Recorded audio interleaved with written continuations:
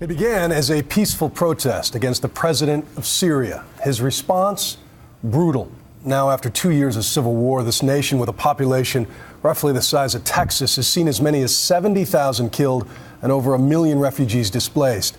As the violence threatens to boil over into a region already destabilized by the Arab Spring, international concern is rapidly growing. My co-anchor Terry Moran is on the ground in the ancient and now embattled city of Damascus tonight to bring us this look inside Syria.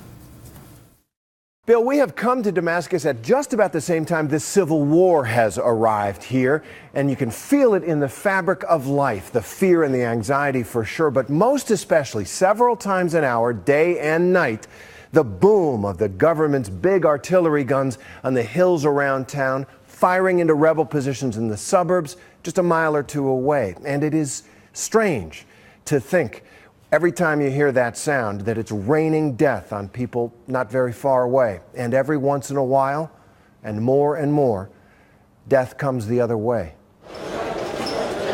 Wartime Damascus seems almost normal sometimes. Thank you. Shukran. You can still stroll through the ancient market where a bewildering variety of goods are sold and where the merchants still hawk their wares with disarming enthusiasm.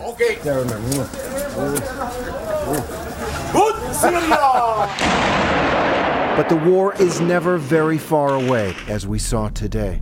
So we've just gotten word that 3 mortar rounds have landed in the center of Damascus.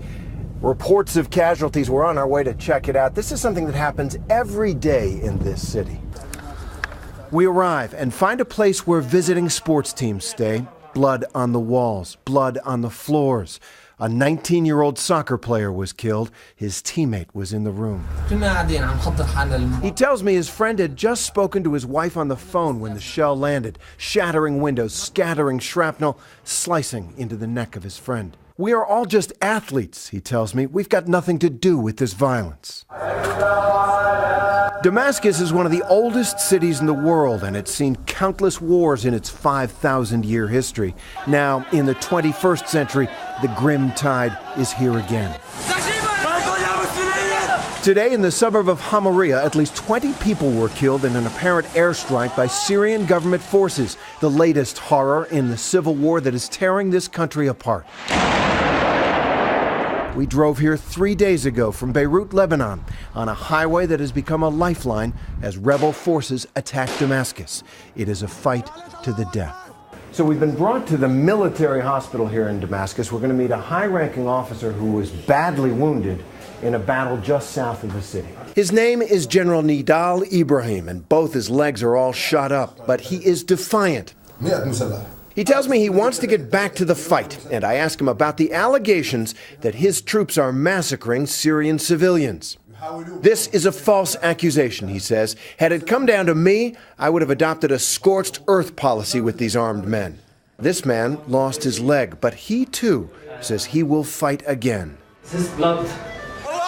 It is a dirty war, and though it is far away, America can't ignore it. The map shows why. The chaos engulfing Syria threatens to spill over into Iraq on one side, Israel and Lebanon on the other, and NATO ally Turkey in the north, a nightmare scenario for the U.S.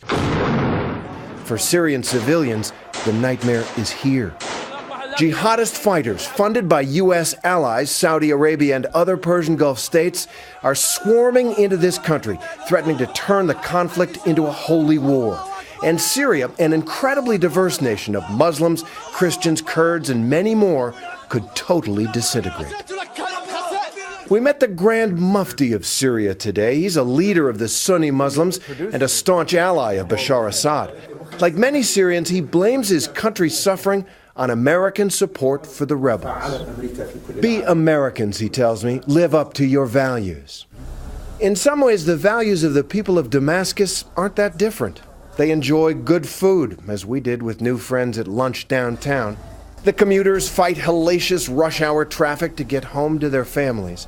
Look at this place. The merchants hustle to make a buck or a Syrian pound. Thank you, my friend. Thank you, sir. And in the 1,200-year-old Umayyad Mosque, one of the grandest in the world, the people come to find the peace and truth of prayer. They have so much to lose here. This is an existential fight for the people of Damascus, for the people of Syria, and most of them just want someone to step forward and make the peace. But after so much blood has been shed, so much hatred and sectarianism loosed on the land, the real fear people have is that their country will never be the same.